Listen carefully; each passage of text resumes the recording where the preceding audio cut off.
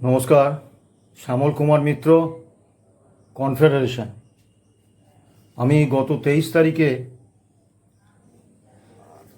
Supreme কোর্টে DA মামলার শুনানি স্থগিত হয়ে যাওয়ার দিন একটি ভিডিও করে আমাদের অবস্থান জানিয়েছিলাম এবং বলেছিলাম রাজ্য সরকার সুপ্রিম কোর্টে যে কমপ্লায়েন্স রিপোর্ট দাখিল করেছেন সেই কমপ্লায়েন্স রিপোর্ট সম্পর্কে আমাদের অবস্থান আমরা পুরো বিষয়টা পর্যালোচনা করে খুব শীঘ্রই জানাবো। আজকে সেই পর্যালোচনাটা আমি করার চেষ্টা করছি। প্রথমেই আসব গ্র্যান্ট ইন এড ইনস্টিটিউশনসগুলির কর্মরত এবং অবসরপ্রাপ্ত কর্মীদের প্রসঙ্গে। প্রথমেই বলি, রাজ্য কর্মী আন্দোলনে একটা বড় সমস্যা হচ্ছে আমাদের অধিকার সম্পর্কে আমাদের সচেতনতার অভাব। প্রথম প্রশ্ন, আমরা কনফেডারেশন অফ স্টেট গভর্নমেন্ট এমপ্লয়িজের পক্ষ থেকে প্রথম থেকে বলে আসছি যে সুপ্রিম কোর্টের ডিএ মামলার রায়ের অন্তর্ভুক্ত গ্র্যান্ট ইন হেড ইনস্টিটিউশনসগুলির কর্মরত এবং অবসরপ্রাপ্ত কর্মীরাও কোন ভিত্তিতে আমরা এটা বলছি।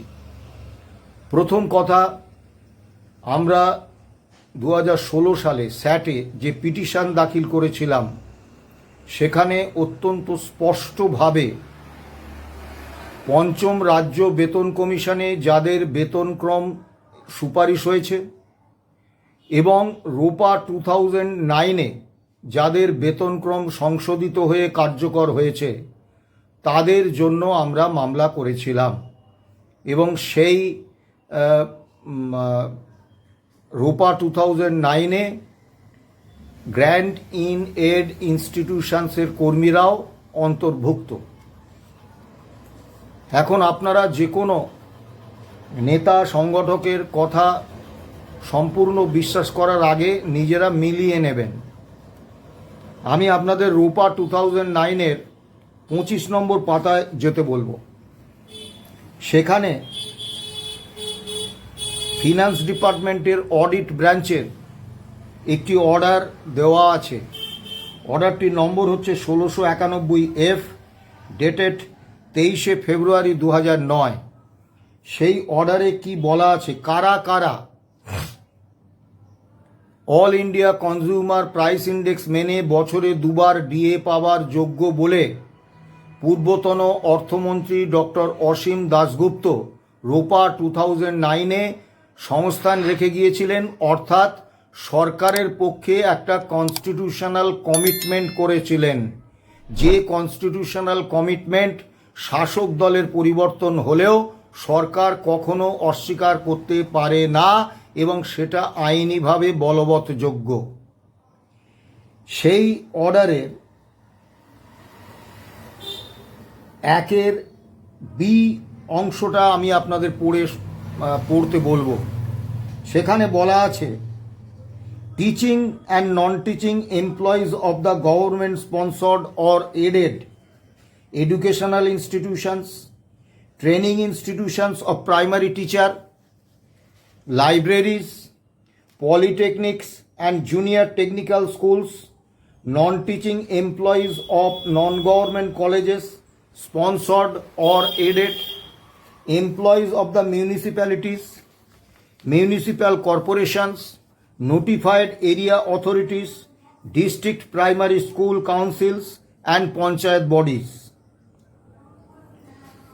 এইটা হচ্ছে রোপা 2009-এর 25 নম্বর পাতায় কারা কারা রোপা 2009 অনুসারে all India consumer price index মেনে ডিএ পাবেন, তার ডিএ বা ডিয়ারনেস রিলিফ, তার তালিকার একটা অংশ। তা এই অংশে গ্র্যান্ট ইন এড ইনস্টিটিউশনসগুলোকে একেবারে স্পষ্টভাবে অন্তর্ভুক্ত করা হয়েছে। যখন রোপা 2009-এর উপর মামলার রায় কার্যকর করা হবে তখন যেই বলুক এই কনস্টিটিউশনাল কমিটমেন্ট থেকে সরকার সরে আসতে পারবেন না, এটা আইনিভাবে বলবৎযোগ্য। এবারে আমি আপনাদের সুপ্রিম কোর্টের গত 5ই ফেব্রুয়ারি যে রায় হয়েছে সেই রায়ের 16 নম্বর পাতায় যেতে বলবো।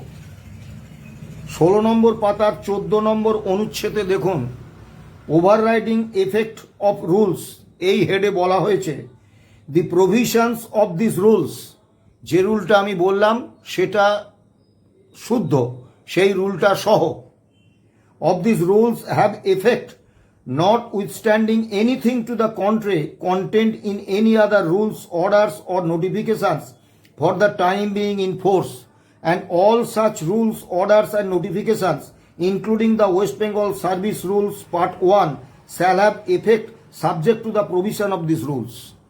এর দ্বারা কি বোঝা গেল যে যদি যে রুলগুলো রয়েছে, সরকার যে রুলগুলো তৈরি করেছে তার বিপরীত কোনো রুল পরবর্তীকালে তৈরি না হয়ে থাকে, তাহলে এগুলোর সব ইন ফোর্স। এবং এর 17 নম্বর পাতায় যান, রায়ের 17 নম্বর পাতায় কিন্তু আমি রোপা 2009-এর 25 নম্বর পাতায় যে অর্ডারটা দেওয়া আছে সেই অর্ডারটা হুবহু এই 17 নম্বর পাতায় কিন্তু দেয়া রয়েছে, আপনারা দেখে নেবেন।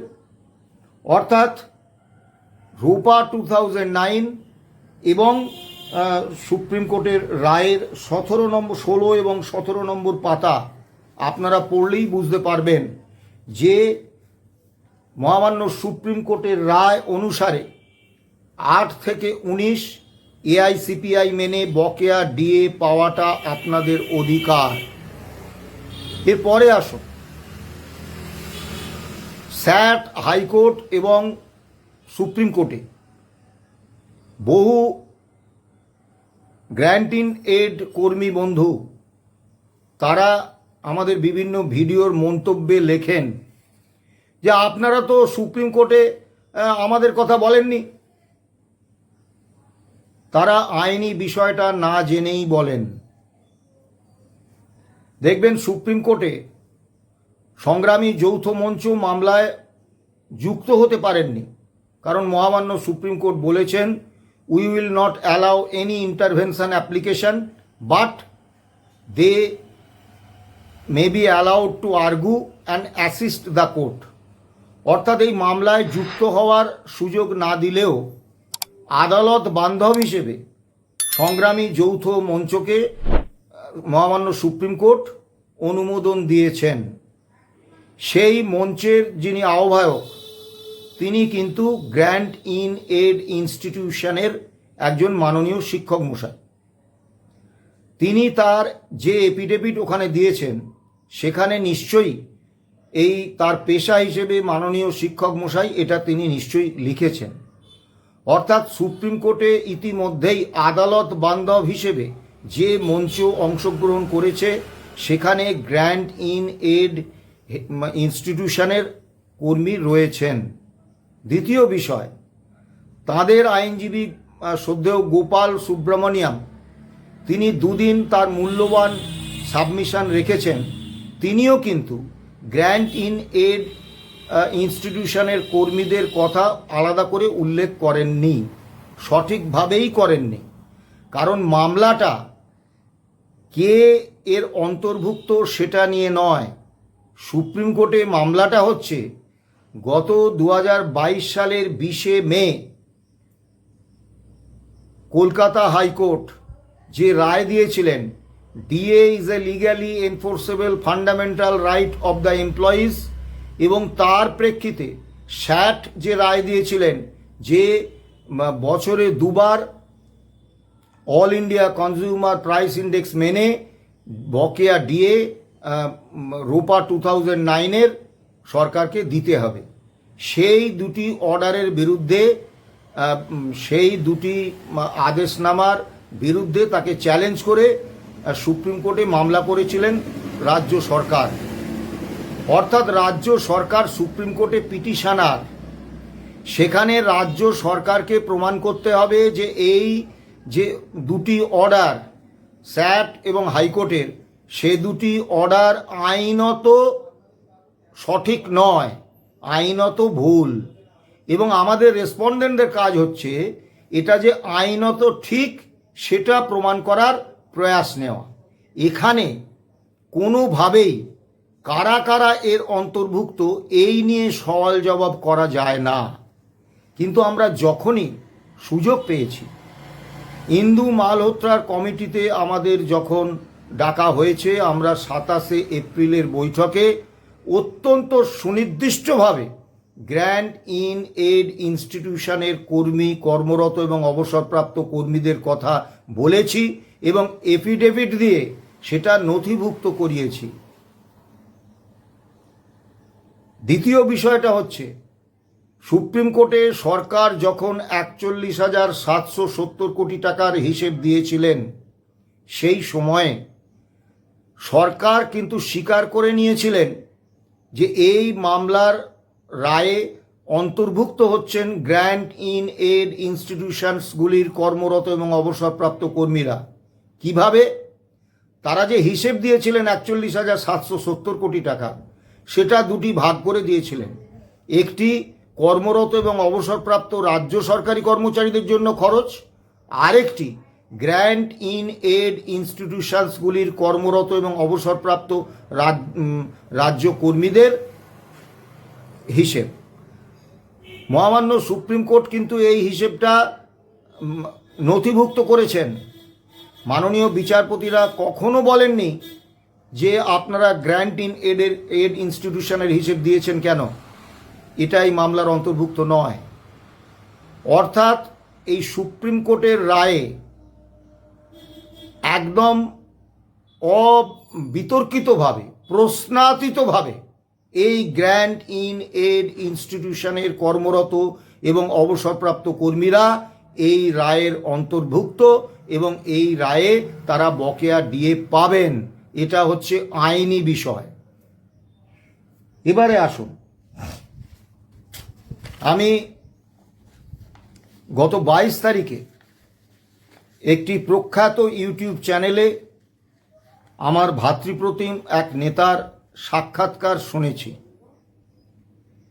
তিনি আশা প্রকাশ করেছেন যে গ্র্যান্ট ইন এড ইনস্টিটিউশনের কর্মরত এবং অবসরপ্রাপ্ত কর্মীদের এই সুপ্রিম রায় মেনে ডিএ দেয়া না হলেও রাজ্য সরকার তাদের এই বকেয়া ডিএ দিয়ে দেবেন এবং সেটা তারা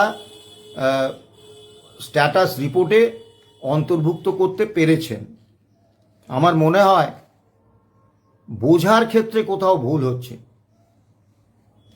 ওই ইউটিউবার তার বিজেপিকে সমর্থন করার আরোপিত দায় থেকে তিনি এই ধরনের প্রচার করতেই পারেন, কিন্তু আমার ভাতৃপ্রতিম যে নেতা এই আশা প্রকাশ করেছেন, আমার মনে হচ্ছে বোঝার ক্ষেত্রে কিছু ভুল হচ্ছে।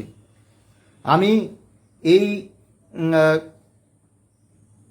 গ্র্যান্ট ইন ইনস্টিটিউশনস এর কর্মরত এবং অবসরপ্রাপ্ত কর্মীদের সম্পর্কে 92 পাতার স্ট্যাটাস রিপোর্টে রাজ্য সরকার কি বক্তব্য সুপ্রিম কোর্টের কাছে রেখেছেন, আমি সেইটা হুবহু পড়ছি। 10 নম্বর পাতায় এটা আপনি পাবেন। State government employees and pensioners for the entire period April 2008 to December 2019, তাদের জন্য 11,983 কোটি টাকা খরচ হবে।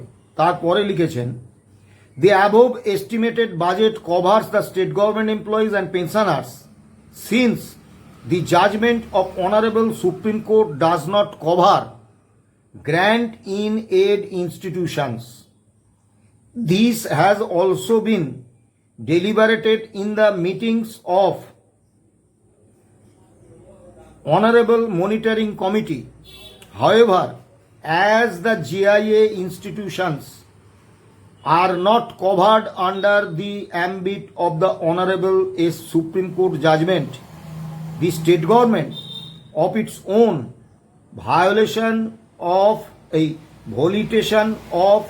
volition has decided to extend the payment of DA areas to grant in aid institutions also to maintain parity.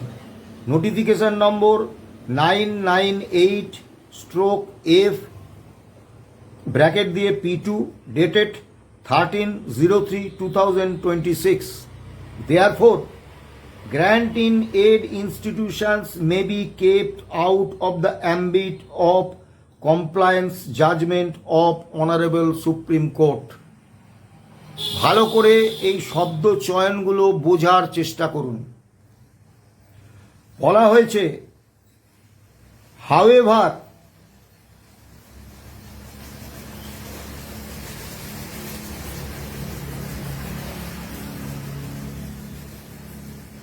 since the judgment of Honorable Supreme Court does not cover grant in aid institutions, অর্থাৎ রাজ্য সরকার মনে করছেন, বর্তমান রাজ্য সরকার, যে grant in add ইনস্টিটিউশনসের কর্মরত এবং অবসরপ্রাপ্ত কর্মীরা সুপ্রিম কোর্টের এই রায়ের পরিধির মধ্যে আসছেন না।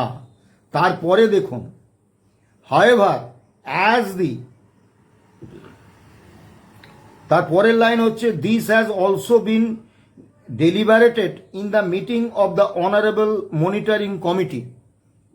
এইটা অনারেবল মনিটরিং কমিটি অর্থাৎ ইন্দু মালহোত্রার কমিটিতেও আলোচিত হয়েছে। However as the grant in aid institutions are not covered under the ambit of the honourable supreme court judgement, the state government of its own volition has decided to expend the payment of DA areas to granting aid institutions also to maintain parity বলে ওই 13/3/2026 order নাম্বারটার উল্লেখ করেছেন। অর্থাৎ এক্ষেত্রে দুটি বিষয় স্পষ্ট। একটা হচ্ছে মাননীয় বিচারপতি ইন্দু মালহোত্রার নেতৃত্বে যে মনিটরিং কমিটি তৈরি করে দিয়েছিলেন সুপ্রিম কোর্ট, সেই মনিটরিং কমিটি তারা মনে করেছেন যে গ্র্যান্ট ইন এড ইনস্টিটিউশনসের কর্মরত এবং অবসরপ্রাপ্ত কর্মীরা সুপ্রিম কোর্টের এই রায়ের অ্যাম্বিটের মধ্যে আসছেন না।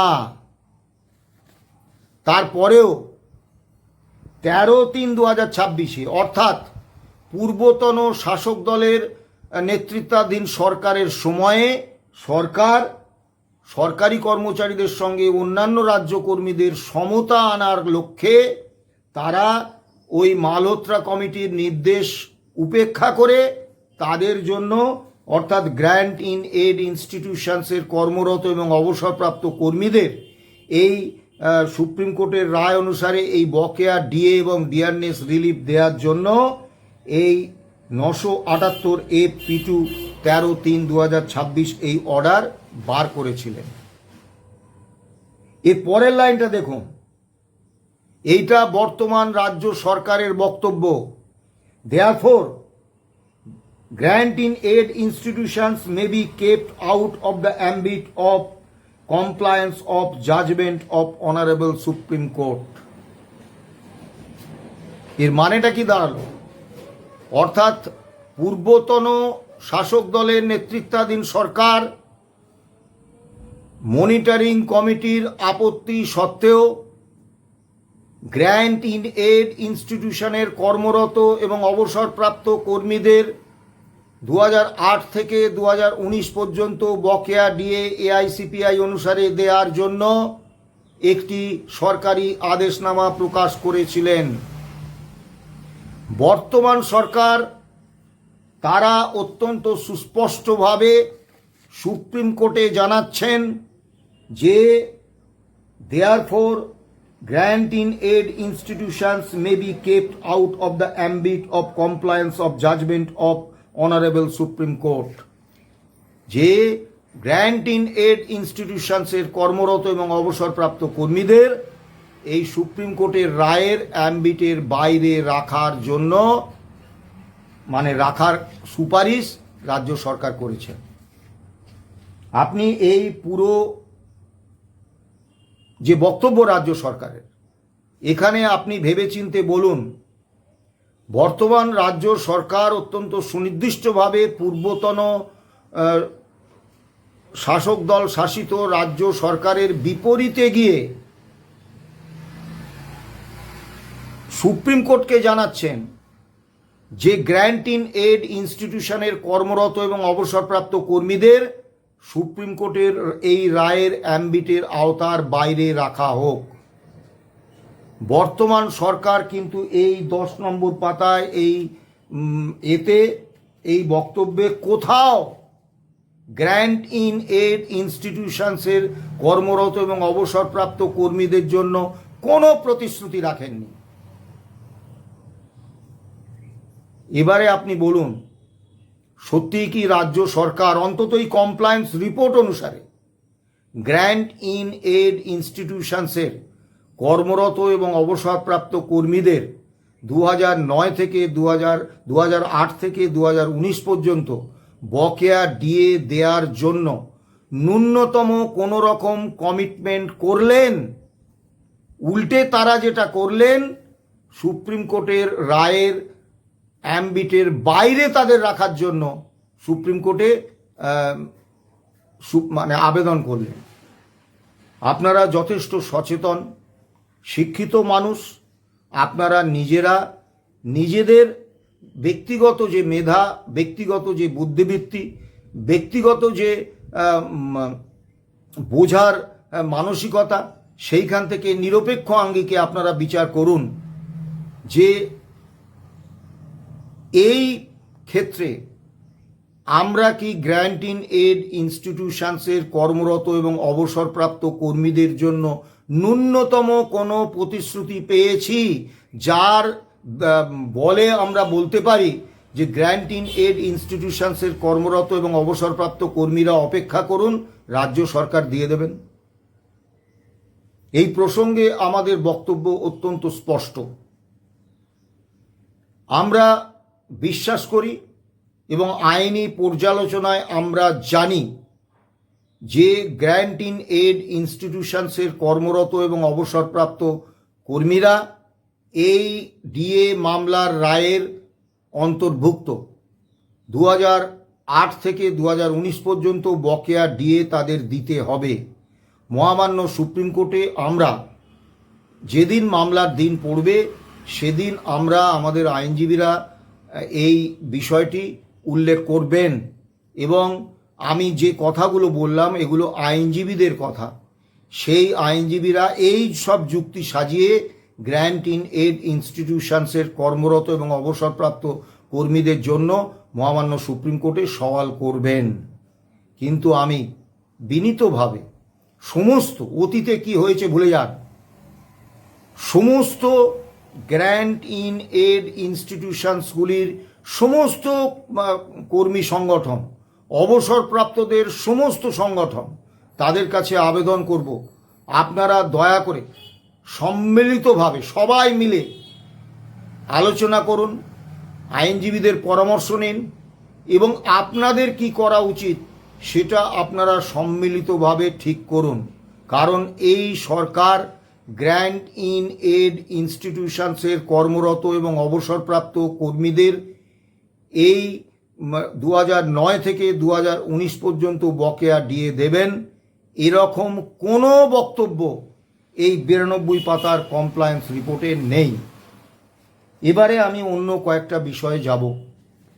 আমার কাছে প্রচুর ফোন আসছে ওয়ার্ক চার্জ কর্মচারী, ডেলি রেটেড কর্মচারী, ওই হোমগার্ডস, সিভিল ডিফেন্স, এনভিএফ ইত্যাদি, এবং সরকারি চুক্তি নিযুক্ত কর্মী যারা ডিএর আওতাভুক্ত, তাদের ক্ষেত্রে এই পুরো 92 পাতার কমপ্লায়েন্স রিপোর্টে রাজ্য সরকার কোনো রকম উল্লেখ করেননি।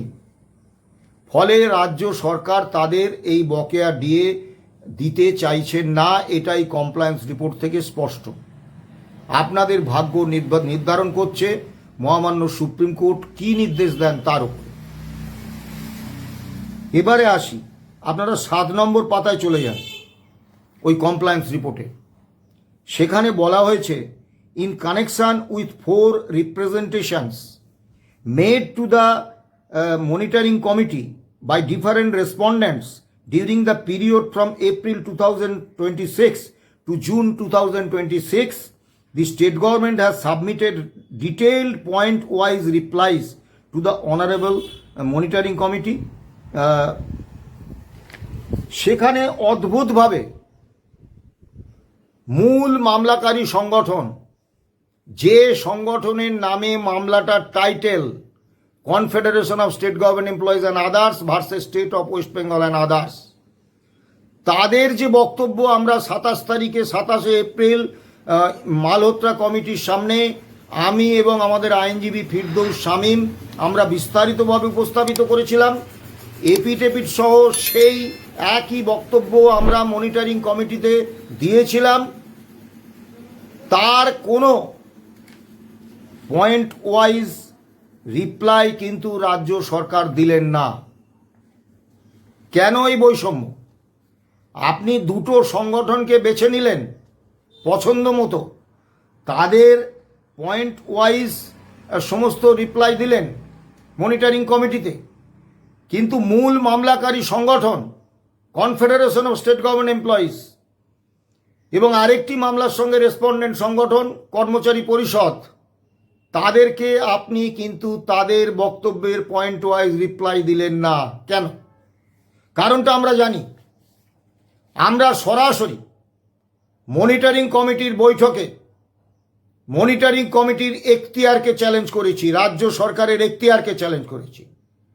আমরা বলেছি ইন্টারিম অর্ডারে অনারেবল জাস্টিস সঞ্জয় কারোল এবং অনারেবল জাস্টিস সন্দীপ মেহতার বেঞ্চ সুনির্দিষ্টভাবে বলেছিলেন রাজ্য সরকারের আর্থিক সংকট, তার অর্থ নেই, এই কারণ দেখিয়ে কর্মচারীদের প্রাপ্য এবং তার ন্যায্য অধিকার আটকে রাখতে পারবেন না সরকার।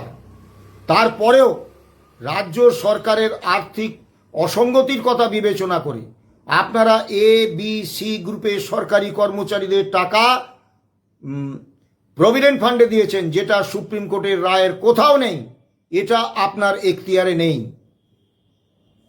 এবং রাজ্য সরকারও এটা করতে পারেন না। দ্বিতীয় যে বিষয়টা আমরা উল্লেখ করেছি ভুল হিসেবে, যে ভুল হিসেবে রাজ্য কর্মীরা যারা পেয়েছেন তারা অন্তত কম বেশি 57% টাকা কম পেয়েছেন, এটাতে আপনারা অনুমোদন দিতে পারেন না। ফলে এবং আরও যেসব প্রশ্ন আমরা বিশেষত গ্র্যান্ট ইন এড ইনস্টিটিউশনসের জন্যে ওয়ার্ক চার্জ, ডেইলি রেটেড এবং চুক্তিকর্মীদের জন্য আমরা যে সুনির্দিষ্ট বক্তব্য সেদিন আমি বলেছিলাম, সেগুলোর কোনো পয়েন্ট ওয়াইজ উত্তর দেওয়ার ক্ষমতা রাজ্য সরকারের নেই। সেই কারণে রাজ্য সরকার কনফেডারেশন অফ স্টেট গভর্নমেন্ট এমপ্লয়িজের ওই মনিটরিং কমিটিতে দেয়া বক্তব্যের কোনো পয়েন্ট ওয়াইজ রিপ্লাই দেয়নি। কিন্তু আমরা সুনির্দিষ্টভাবে বলছি একটা রাজ্য সরকার নিরপেক্ষ আঙ্গিকে বিচার করবেন, তারা সমস্ত মামলার সঙ্গে যুক্ত সংগঠন যারা যারা মনিটরিং কমিটিতে তাদের বক্তব্য জানিয়েছেন তাদের প্রত্যেকের বক্তব্যের পয়েন্ট ওয়াইজ রিপ্লাই দিতে বাধ্য। আমরা এটা সুপ্রিম কোর্টে তুলব।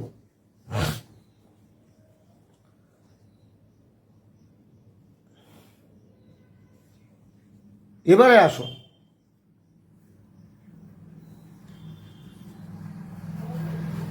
4 এবং 5 নম্বর পাতা এই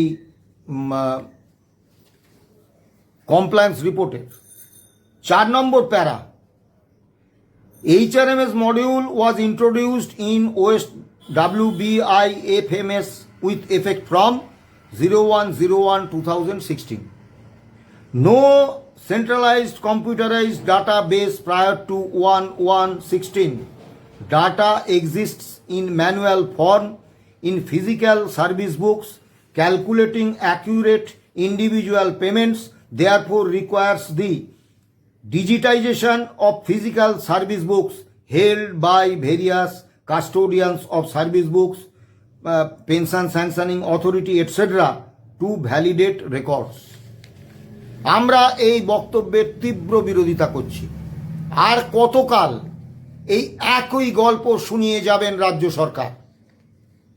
আমরা মাননীয় মুখ্যমন্ত্রীর সঙ্গে 1 জুনের বৈঠকে অত্যন্ত সুনির্দিষ্টভাবে বলেছিলাম যে 1/1/2016 আগে অর্থাৎ 31/12/2015 পর্যন্ত রাজ্য সরকারের কাছে কর্মরত এবং অবসরপ্রাপ্ত কর্মীদের ডাটাবেস নেই, এই কথাটা সঠিক নয়।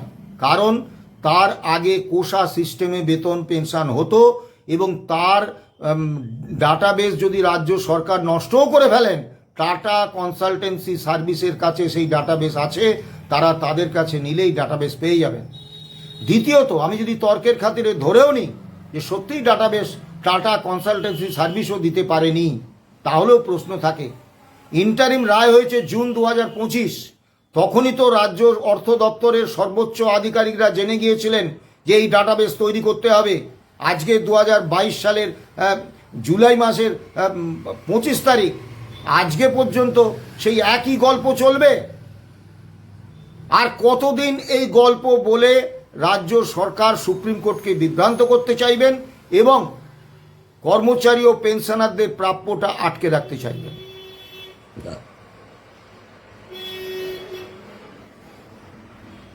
রাজ্য সরকার পূর্বতন শাসক দলের অধীনে সুপ্রিম কোর্টের কাছে প্রেয়ার করেছিলেন যে তাদেরকে এই বকেয়া মেটানোর জন্য 31শে ডিসেম্বর 2026 পর্যন্ত সময় দেওয়া হোক। রাজ্য সরকার, বর্তমান রাজ্য সরকার 2028 পর্যন্ত 4টে ইনস্টলমেন্টে বকেয়া দেওয়ার জন্য সময় দিতে সুপ্রিম কোর্টকে অনুরোধ করেছেন। কোনটা ভালো আপনারা বিচার করবেন। 2028 ডিসেম্বর।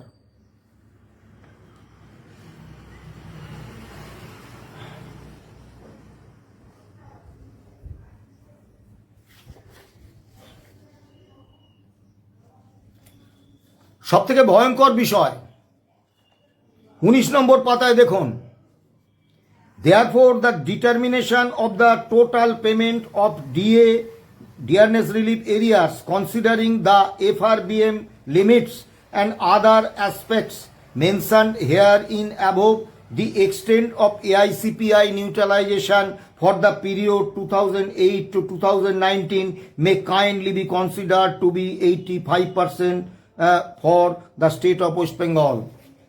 অর্থাৎ পূর্বতন সরকার 100% নিউট্রালাইজেশনের নামে আমাদের প্রাপ্যের থেকে 57% কম দিয়েছিলেন। বর্তমান সরকার তার থেকেও 15% কমিয়ে দিচ্ছেন। 100% নিউট্রালাইজেশনের বদলে 85% নিউট্রালাইজেশনের জন্য সুপ্রিম কোর্টের কাছে আবেদন করছেন।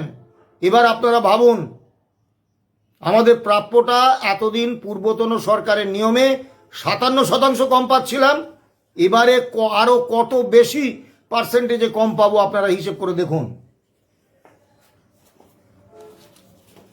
এবারে আসুন সব থেকে আতঙ্কজনক যে বিষয়, বহু কর্মচারী লাফাচ্ছেন। এই তো পে কমিশন বসে গেছে, বিরাট লাভ। পে কমিশনে কর্মচারীদের কোনো প্রতিনিধি নেই। পে কমিশনের যে কমিটি হয়েছে, অর্থাৎ কর্মচারীদের কথা ওই পে কমিশনের মেম্বারদের মধ্যে শোনার মতো কেউ নেই, সবই আমলা। যদিও থাকলেও কি হতো আমি জানি না। আমি আপনাদের নিয়ে যাব এই কমপ্লায়েন্স রিপোর্টের 18 নম্বর পাতায়। সেখানে রাজ্য সরকার বলছেন, West Bengal specific CPI combined rural plus urban declared the MOSPI is available from 2011 only, and comparison has been shown above 2000 from 2012 to 2024 between West Bengal CPI versus All India CPI, which has been converted to 2012 equal to 100. It is found that the state of West Bengal CPI is consistently less than AICPI between 2015 to 2021, thus justifying less than 100% AICPI neutralization. অর্থাৎ পূর্বতন সরকার যে গল্প বলেছিলেন, মিথ্যা একটা রাজ্যভিত্তিক CPI এর কথা বলেছিলেন যে 2011 সাল থেকে নাকি রাজ্য ভিত্তিক সিপিআই আছে, অথচ স্যাট, হাইকোর্ট এবং সুপ্রিম কোর্টে যখন বিচারপতিরা বলেছিলেন আপনারা all India consumer price index মানেন না, তাহলে আপনারা কোন সূচকে ডিএ দেন সেটা আমাদের দেখান, তারা দেখাতে পারেননি। অর্থাৎ বাস্তবে এই স্টেট বেসড সিপিআই 2011 সাল থেকে তার কোনো অস্তিত্বই ছিল না, এবং রাজ্য সরকার, বর্তমান রাজ্য সরকার, পূর্বতন রাজ্য সরকারের সেই ভয়ঙ্কর কর্মী বিদ্বেষী নীতির অনুসরণ করে কি করতে চাইছেন এই তালিকাটা দেখুন, বুঝতে পারবেন। 2012 সালে অল ইন্ডিয়া 1982 সালকে 100 ধরে all India consumer price index তৈরি হয়েছে।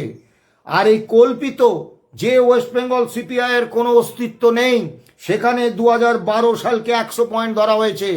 আগে ছিল 1982 সালকে 100 পয়েন্ট ধরে সব হিসেব হয়েছে। এখন ওয়েস্ট বেঙ্গল সিপিআই বলছে 2012 সাল ভিত 100, এবং মানে বঞ্চনাটা কি মাত্রায় হতে চলেছে দেখুন। 2012-তে এআইসিপিআই হচ্ছে 969,969, আর বেঙ্গল সিপিআই 100। 2013-তে 1075 এআইসিপিআই, বেঙ্গল সিপিআই 111। 2014-তে এআইসিপিআই 1143, বেঙ্গল সিপিআই হচ্ছে 119। 2015-তে এআইসিপিআই হচ্ছে 1210, ওয়েস্ট বেঙ্গল সিপিআই হচ্ছে 122। 2016-তে 1270, আর স্টেট সিপিআই হচ্ছে 129। এইরকম করে 2024 সালে এআইসিপিআই হচ্ছে 1888, আর স্টেট সিপিআই হচ্ছে 195। কনভার্টিং এআইসিপিআই টু সিপিআই ওরা করেছে এই 2024 সালে 195, যেখানে all India consumer price index হচ্ছে 1888। অর্থাৎ পূর্বতন সরকারের মতো এই সরকারও এআইসিপির বদলে একটা কল্পিত সিপিআই করে এআইসিপির তুলনায় বহু গুণ, মানে ভাবুন, এআইসিপিআই যখন 1888, তখন স্টেট সিপিআই 195। 1888 আর 195, পার্থক্যটা বুঝুন। অর্থাৎ এই যে সপ্তম রাজ্য বেতন কমিশন হচ্ছে, এই পে কমিশনে এই স্টেট বেস প্রাইস ইন্ডেক্স ধরে আপনাকে ডিএ দেওয়া হবে। আপনি কোথায় পৌঁছবেন ভেবে দেখুন। সারা ভারতবর্ষের সমস্ত রাজ্য সরকারের তুলনায় আপনার বেতন ভাতা এবং পেনশন সর্বনিম্ন হয়ে যাবে, আতঙ্কিত হওয়ার মতো অবস্থা। এই জায়গায় সরকারের স্তুতি না করে, সরকারের সমর্থন না করে, অন্ধভাবে সরকারের উপর আস্থা না রেখে ঐক্যবদ্ধ কর্মচারী আন্দোলনের প্রয়োজন কিন্তু আজকে অত্যন্ত জরুরি। এইটা মাথায় রাখবেন। ভালো থাকবেন, সুস্থ থাকবেন। নমস্কার।